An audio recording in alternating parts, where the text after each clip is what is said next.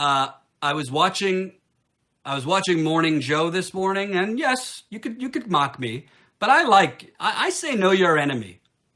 Keep your enemy close. That's why I watch corporate media. I want to know you if you don't keep in mind the alternative reality that comes, you need to have a little righteous anger in you. So sometimes I watch Morning Joe. So they had Claire McCaskill on this morning. She is the senator from Missouri. She is up for re-election this year. She is what I would call a corporate Democrat. As somebody who was in St. Louis last year when I was employed by the Young Turks, I covered the protest there. My cameraman at the time, Ty Bayless, and I were arrested for the crime of covering a rally. Covering a protest. I was in jail overnight, so I talked to a lot of people, and I had 36 people in my jail. And when I brought up Claire McCaskill, 36 people either grunted or said something negative. And it's nothing personal. I don't know Claire McCaskill. It's not like, oh, what does Joy Reid say? Oh, here goes the sexism again. Here goes the mansplaining. No, I say this about male politicians too. But Claire McCaskill is up for re-election. So Morning Joe has her on because Mika and Claire are like BFF, and they got to have their BFF on. So they have her on, and, she does the typical bashing Trump, which is fine. I don't like Trump. But then she goes after the pharmaceutical companies. So I said, oh, this is interesting. She's going after the pharmaceutical companies. Well, most of these people, like Joe Manchin from West Virginia, like Tim Kaine from Virginia, who use words to go after special interests, all you got to do is Google it.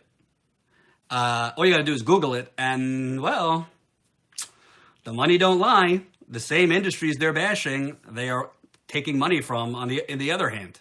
So she was bashing Big Pharma. So I went to opensecrets.org, which I've gotten a lot of questions. I did a Reddit Ask Me Anything yesterday on people who want to jump into journalism.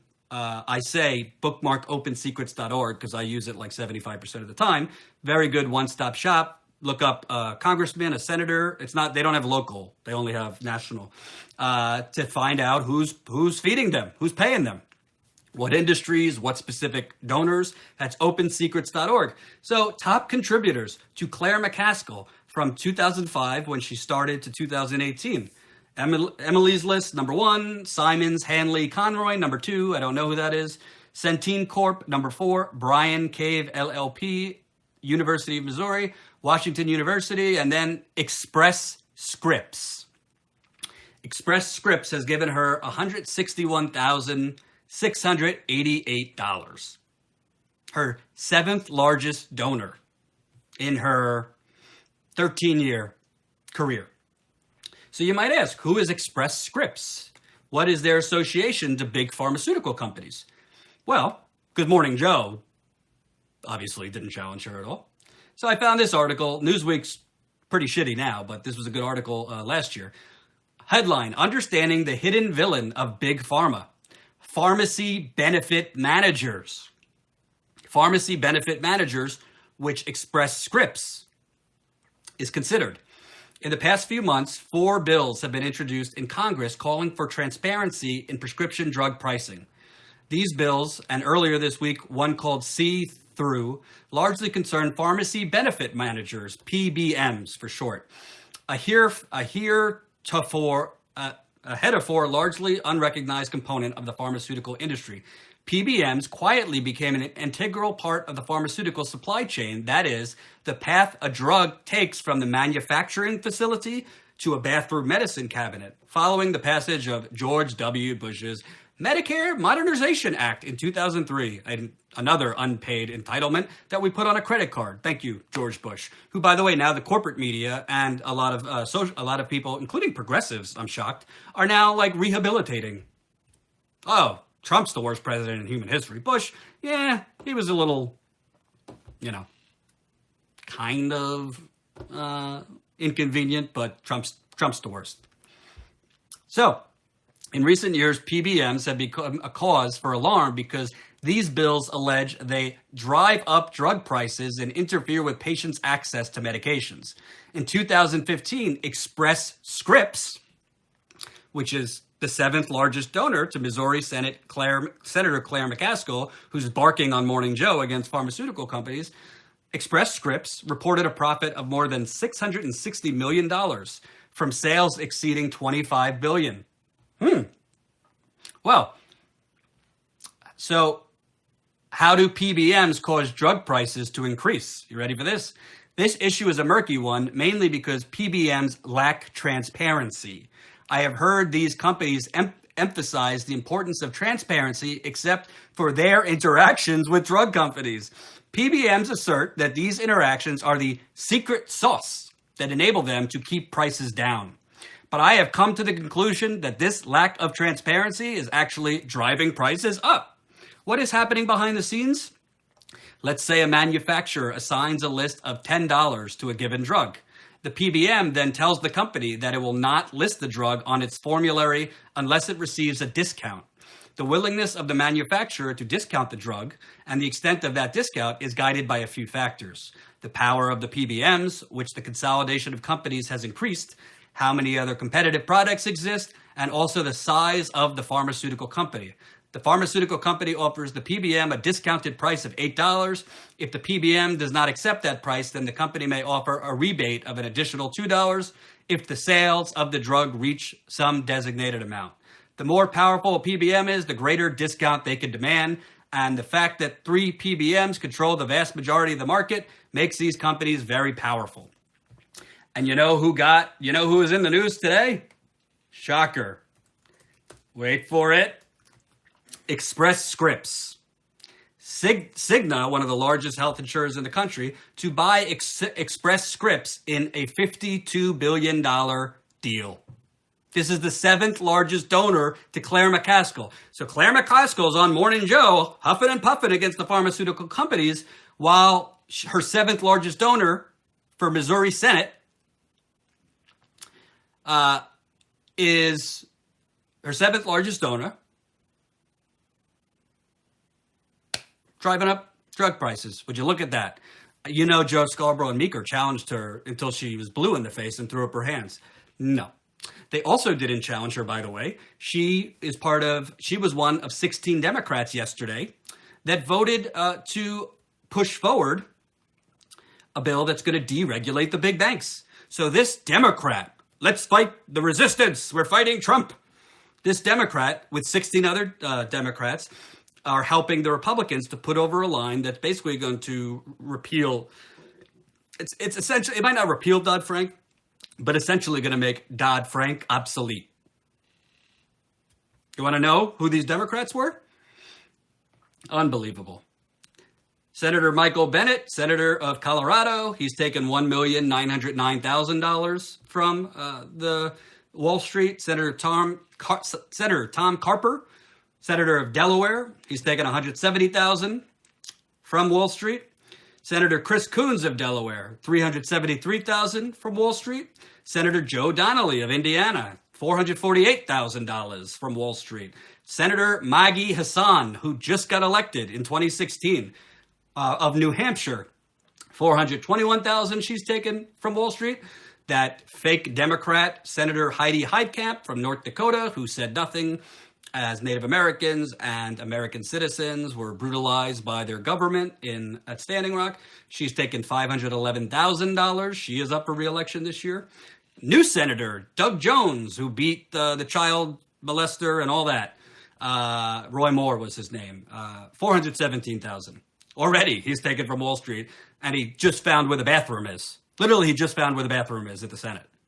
Brand new senator. Senator Tim Kaine, who would have been our vice president. Stronger together. $921,000 from Wall Street. Maybe that's why him and Hillary got along so well. Senator Angus King, an independent from Maine who votes with the Democrats, $115,000 from Wall Street.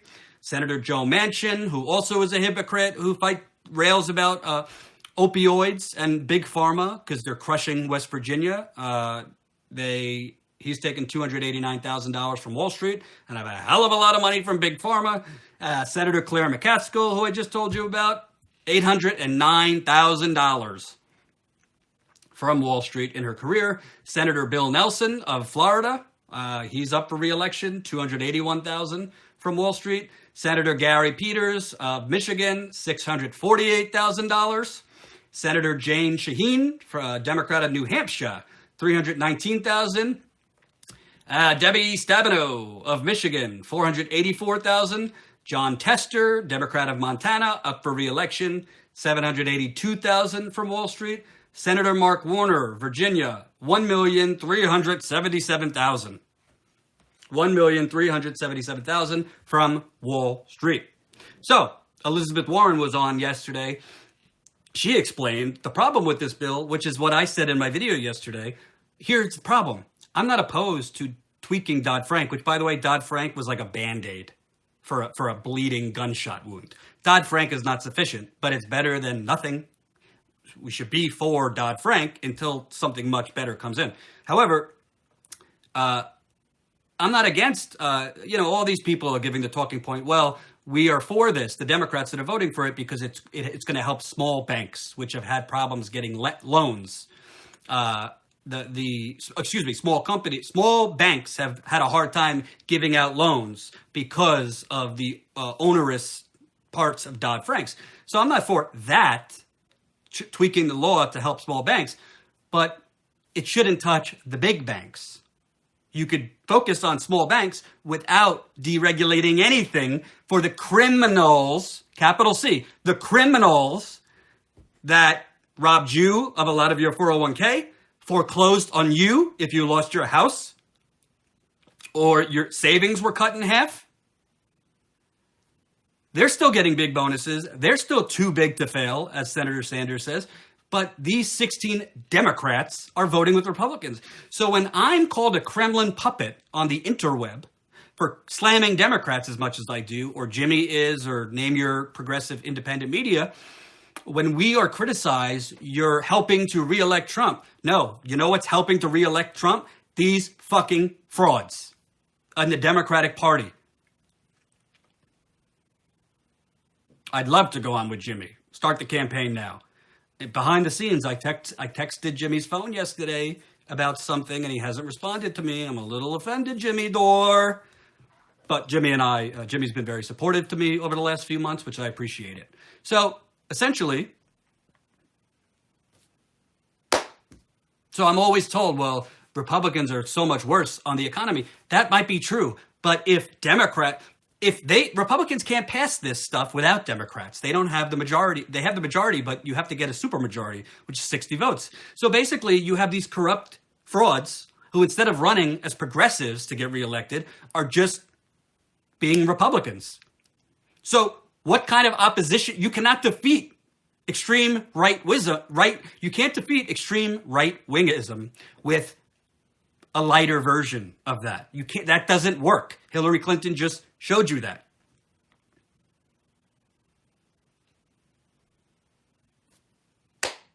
But I digress.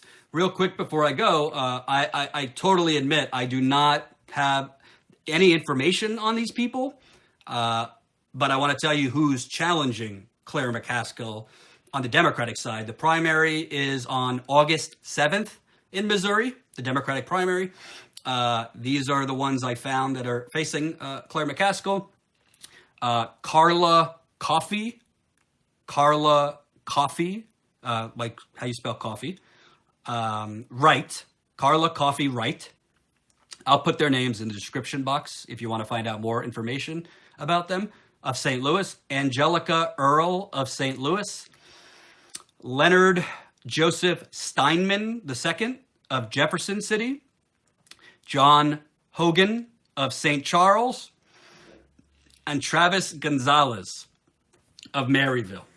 I'm going to say that one more time. Carla Coffey Wright of St. Louis. Angelica Earl of St. Louis. Leonard Joseph Steinman II of Jefferson City.